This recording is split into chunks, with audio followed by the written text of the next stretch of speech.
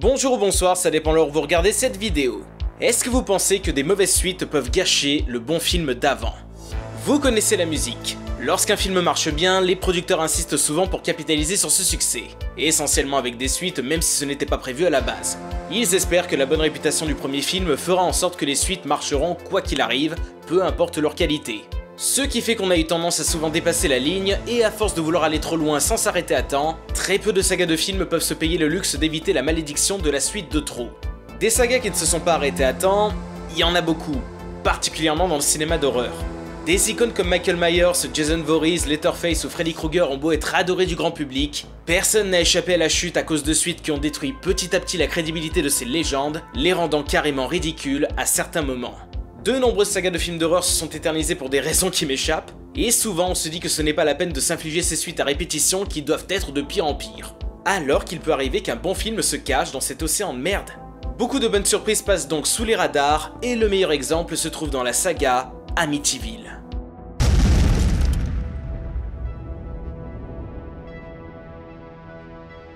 Aux premières heures du 13 novembre 1974, la petite ville d'Amityville va connaître le plus grand drame de son histoire. Dans cette petite maison, Ronald DeFeo Jr. assassine ses parents et ses 4 frères et sœurs avec un fusil. Le meurtrier aurait déclaré avoir entendu des voix qui l'ont poussé à tuer, allant même jusqu'à dire qu'il était manipulé par le diable. Il sera condamné à la prison à perpétuité. L'histoire aurait pu s'arrêter là. Mais seulement un an plus tard, la famille Lutz emménage dans la maison malgré l'histoire sordide qui l'a précédée. Ils vont être alors témoins d'événements surnaturels à répétition. Des meubles qui bougent tout seuls, une porte arrachée de ses gonds, des mouches par centaines dans une des pièces, des empreintes de sabots à l'extérieur, de la boue verte suintant sur les murs, l'apparition d'une pièce secrète au sous-sol qui n'était sur aucun plan, et aussi une tête de cochon rouge à la fenêtre. Leur récit sera renforcé par un prêtre qui devait bénir la maison et qui a entendu une voix l'ordonnant de partir. Mais aussi par Ed et Lorraine Warren, oui, les mêmes que dans Conjuring, qui ont affirmé que cette maison était bel et bien hantée. Au bout d'un mois seulement, les Lutz quitteront la maison et demanderont à un écrivain d'en faire un livre qui deviendra immédiatement un best-seller. Il n'en faudra pas plus à Hollywood pour sortir quelques années après seulement un film sur l'histoire de la famille Lutz. Amityville, la maison du diable. Et ce film a eu un énorme succès, profitant du fait que les faits réels étaient encore frais dans les mémoires. Et il a fini par devenir un des films d'horreur les plus cultes de l'histoire. Alors qu'Amityville, c'est pas bien. Pas bien du tout. Bon, non, pardon. Plutôt, j'aime pas. Le principal problème que j'ai avec le film, c'est qu'il n'est qu'une succession redondante d'événements paranormaux sans gravité parce qu'il n'y a aucun mort, sans cohérence parce qu'on nous sert le catalogue du surnaturel cliché pour les nuls un peu n'importe comment, et sans crédibilité non plus parce qu'ils sont d'un risible sans nom. La faute à un budget trop limité. Ouais, parce qu'après tout, ça devait être un téléfilm à la base. Et franchement, je les imagine trop sur le tournage. T'es sûr que ça le fait, là? Ouais, nickel.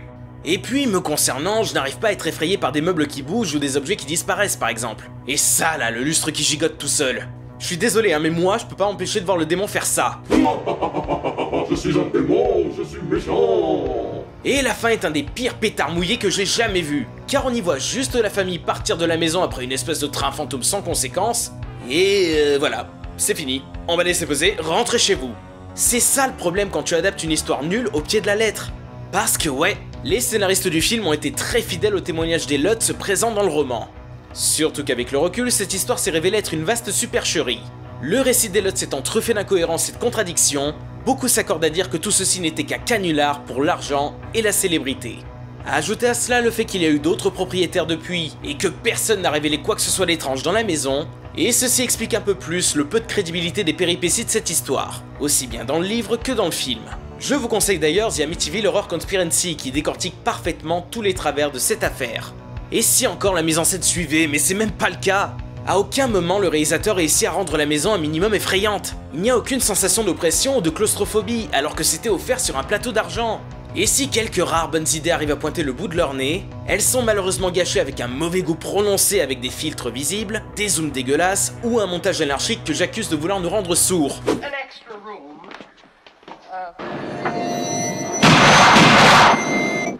Nique ta mère. Alors si je peux sauver quelque chose du film, je dirais que les acteurs principaux s'en sortent plutôt bien, à savoir Margot Kidder et Christian Bale, qui apparemment avait 5 ans au moment du tournage, très précoce dis donc, et bien sûr le thème principal du film, composé par Lalo Schifrin.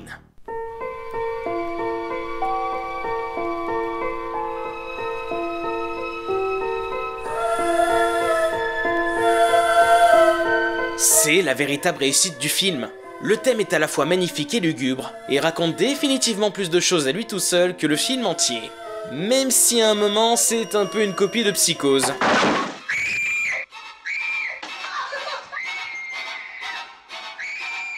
Ouais, mais Anto, t'as rien compris, c'est un hommage. Ouais, je connais cette excuse. Donc, voilà, je suis désolé, vraiment, je sais que c'est un film culte pour beaucoup, mais j'y arrive pas. Je m'ennuie devant, tout simplement. Malgré des critiques négatives dans l'ensemble, le film est un carton et engendrera un nombre de suites totalement abusé, que ce soit en livre ou en film. Il y a eu 8 longs métrages dans la saga, putain 8 plus un remake. Ce qui en fait une des sagas les plus longues du cinéma d'horreur, mais aussi une des pires avec Hurlement, 12 nuits sanglantes nuits, Les démons du maïs, Carnosaur ou encore Paranormal Activity. Oui, la liste est longue. Et encore, je compte même pas les films non officiels sortis récemment qui reprennent le titre Amityville pour surfer sur le nom. Bon, en même temps, personne ne détient les droits sur le nom Amityville étant donné que c'est une ville qui existe réellement. Donc, techniquement, tout le monde peut en faire son film, et là, il y en a pour tous les goûts. Amityville Vampire, Amityville in the Wood, Amityville Moon, Amityville Island, Amityville Poltergeist, Amityville Karen, et même... Non, là, vous savez quoi? Allez vous faire foutre, ah non, j'ai plus l'âge pour ces conneries, sans déconner. Donc difficile de penser que quoi que ce soit aurait pu me satisfaire dans une saga si mal partie et si dénigrée. Et pourtant, c'est ce qui va se passer avec la première suite de la saga, qui raconte ce qui a tout déclenché. L'histoire de ce fils aîné qui a tué toute sa famille avec un fusil, avec Amityville 2, le possédé. Alors il faut savoir que la famille Lutz espérait que cette suite parle encore d'eux. Après tout, les suites du livre d'origine se concentraient toujours sur eux. Oui, parce qu'ils avaient déclaré que le démon les aurait suivis, ce qui est bien utile pour creuser encore le filon. Seulement, les producteurs ont préféré se concentrer sur l'histoire de la famille DeFeo, bien plus intéressante pour un long métrage digne de ce nom. Ça n'a pas plu aux Lutz qui ont poursuivi les producteurs en justice, mais ils ont fini par perdre le procès. Chez ? Non, parce que les parasites ça va bien 2 minutes, hein. Amityville 2 s'inspire donc des meurtres de Ronald DeFeo Jr. Mais contrairement au premier film qui gardait les vrais noms, cette fois, les noms seront modifiés. On va du coup suivre la famille Montelli qui vient de s'installer dans la petite maison à Amityville. Seulement, vous vous en doutez, des choses étranges vont se produire dans cette maison. Une sorte d'entité maléfique semble planer dans ce lieu et change peu à peu le comportement de la famille qui va devenir de plus en plus violente. Le démon va prendre pour cible en particulier le fils aîné, Johnny, et le manipuler afin qu'il sème la mort sur son passage, allant jusqu'à tuer sa propre famille. Après son arrestation, le père Adamski va alors tout faire pour tenter de libérer Johnny de l'emprise du démon, quitte à aller à l'encontre des ordres de l'église. Contrairement au premier qui était assez lent et ennuyeux, ici cette suite ne perd pas de temps. Dès le début on nous balance du sang naturel bien vénère avec du sang qui coule de l'évier, des objets qui bougent tout seuls, ou des voix étranges qui sortent de nulle part. Le tout au sein d'une famille déstructurée, bien loin de l'aspect lisse qu'on peut voir dans pas mal de films de l'époque. Le père est alcoolique et violent. La mère est croyante jusqu'à l'hystérie. Les 2 plus jeunes enfants jouent à des jeux très dangereux. Mais qui a éduqué ces gosses, bordel? Mais qui a éduqué ces gosses, bordel? Et les 2 autres plus âgés ont une relation ambiguë qui va virer à l'inceste. Ah oui, ce film c'est un bon gros doigt à la bonne morale. Le démon s'attaque donc à une famille fragile. Et tous ces actes, contrairement au premier, trouvent enfin un sens dans celui-ci. Car il se nourrit de la partie sombre pour provoquer encore plus de stress et d'énervement chez eux, et pouvoir prendre possession de l'un plus facilement. Les Montelli s'avèrent être une cible de choix, n'étant absolument pas unis. Et ce n'est pas anodin que ce soit le fils aîné que cette entité maléfique ait choisi au final, étant en pleine crise d'identité, rejetant même l'église. Donc plus facile à manipuler. Look at them. The pathetic Adam. They'd be better off if you killed them. Don't you think so? Et c'est à mon sens l'une des plus grandes réussites du film. Réussir à rendre le réel aussi flippant que le surnaturel. On y voit une famille confrontée à sa propre violence, à ses propres démons, qui va s'autodétruire.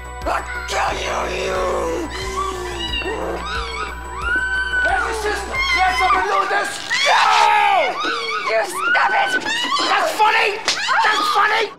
Le fantastique, c'est limite un prétexte. Il est là pour faire passer un vrai message sur la famille dysfonctionnelle qui gangrène notre société. Ce qui de nos jours devient de plus en plus fréquent dans le cinéma d'horreur, mais qui était beaucoup plus rare dans les années 80. Tout le film nage dans cette ambiance vraiment anxiogène. Le film ne te laisse aucun répit. Il n'y a aucune touche d'humour, à aucun moment on ne respire. Il est glauque, du début à la fin. Et lorsque le paranormal te frappe en pleine gueule, notamment lors des scènes de possession assez longues et esthétiques, se rapprochant même d'une scène de viol, c'est réellement efficace, grâce à une mise en scène bien moins académique que dans le premier.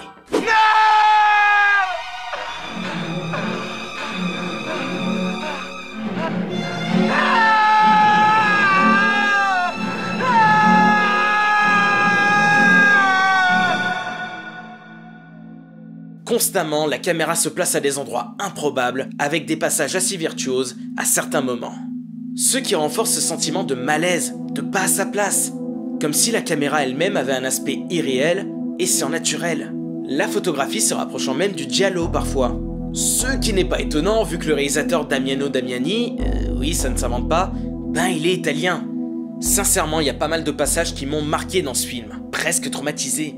Je l'avais pas revu depuis, 15 ans facile. Et pourtant, je m'en souvenais encore parfaitement. Parce qu'il est vraiment effrayant.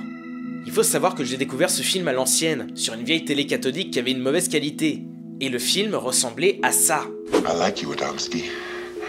I understand you. You want to dominate like your bishops, and more.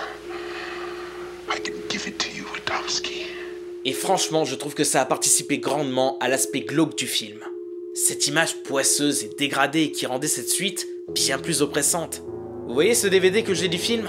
Ben, c'est un DVD de merde. L'image est dégueulasse, on dirait un vieux rip VHS fait à la va-vite. Eh ben, c'est pour ça que je l'ai pris.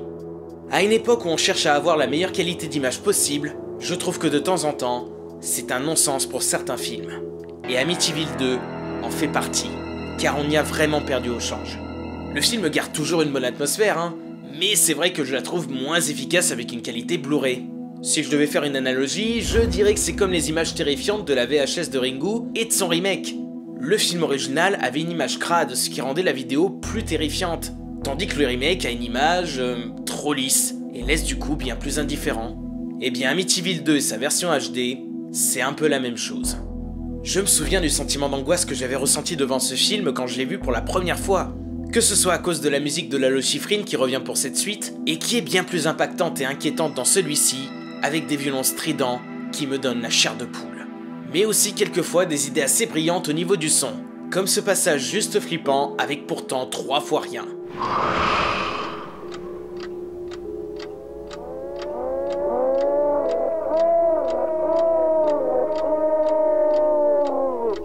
Et surtout, si vous suivez ma chaîne, vous savez que j'ai une phobie de tout ce qui est maladie ou déformation de la peau. Et bien avec ce film, j'ai été servi. Parce que lorsque le fils aîné est possédé par le démon, sa peau et son visage se déforment avec des effets spéciaux vraiment réussis et écœurants. Je trouve que les maquillages n'ont rien à envier à un film comme L'Exorciste. Déjà que l'acteur qui joue le possédé arrive à être flippant même sans maquillage. Why should I leave? I like it here. I will cast you out. Oh? How? Sans déconner, il aurait pu jouer le Joker sans problème ce mec. Mais alors quand il est sous l'emprise du mal et qu'il devient monstrueux, là vraiment, ça m'a juste achevé. La scène de fusillade est d'ailleurs vraiment brillante, avec quelques plans chocs qui resteront à jamais gravés dans mon esprit. Une séquence horrible, où le bien ne triomphera pas. Bon, après ça, c'est la première heure du film. Ouais, parce que la dernière demi-heure n'est pas aussi magistrale que ce que je viens de vous énumérer. Alors certes, elle reste intéressante. On y voit le procès, les désaccords avec l'église, et la tentative d'exorcisme du père Adamski qui est assez impressionnante. Mais voilà, c'est clairement en dessous du reste, se rapprochant un peu trop de l'exorciste et s'étirant un peu trop en longueur à mon goût. Alors rien qui vient gâcher la qualité globale du film, hein, mais ça n'atteint pas la maestria de la première heure, même si je dois reconnaître que la fin sombre et déprimante est vraiment réussie. On pense que le prêtre a réussi son exorcisme et que tout est bien qui finit bien, sauf que le fils aîné, on le sait, va quand même finir en prison jusqu'à la fin de sa vie, et que le prêtre est à son tour sous l'emprise du démon.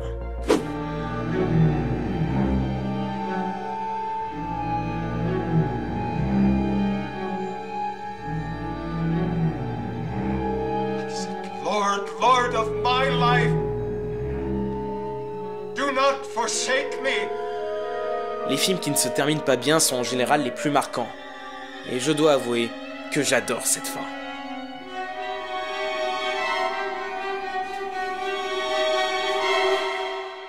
Bref, Amityville 2 est un petit miracle. Un film dérangeant qui bouscule le spectateur et que je trouve bien trop sous-estimé à cause de la réputation de la saga. Bon, une réputation justifiée cela dit, hein. Dites-vous qu'à une époque, on m'avait survendu L'Exorciste comme étant le film le plus effrayant au monde. Et du coup, quand je l'ai vu pour la première fois, j'ai été déçu. Parce que je n'ai pas eu peur autant que je l'espérais. Alors qu'Amityville 2, j'en attendais rien. Personne n'en parlait autour de moi, tout le monde le zappait. Et lui, il m'a bien plus effrayé. Je me suis pris une claque vraiment inattendue, sachant que j'avais détesté le premier film et qu'on m'avait dit que toutes les suites étaient nazes. Comme quoi, même dans les pires sagas, surtout quand elles sont trop longues, on peut trouver un bon film dans le lot. Mais malheureusement noyé dans un océan de médiocrité. Il faut juste essayer d'être curieux. Parce que c'est toujours intéressant de voir comment différents réalisateurs tentent de faire évoluer une mythologie créée par d'autres. Hellraiser par exemple, j'ai été surpris d'aimer le 5e film qui est pourtant sorti directement en vidéo. L'Exorciste également, alors qu'on me disait que seul le premier valait le coup, j'ai quand même trouvé le 3 très bon. Ou encore Paranormal Activity. Eh oui, dites-vous que j'ai réussi à aimer un film au sein de la saga. Ce qui est définitivement la preuve que je ne suis pas totalement de mauvaise foi avec cette licence des enfers. Je précise, pas d'enfer, des enfers. Et c'est pour ça que j'ai regardé en entier les sagas Hurlement et Détour mortel. Et oui bon là ça marche pas, tout est nul, donc du coup je l'ai regretté. Mais voilà, des fois, on peut avoir de bonnes surprises. Et ce même quand la série de films possède une très mauvaise réputation. Oui, c'est du teasing pour une future vidéo.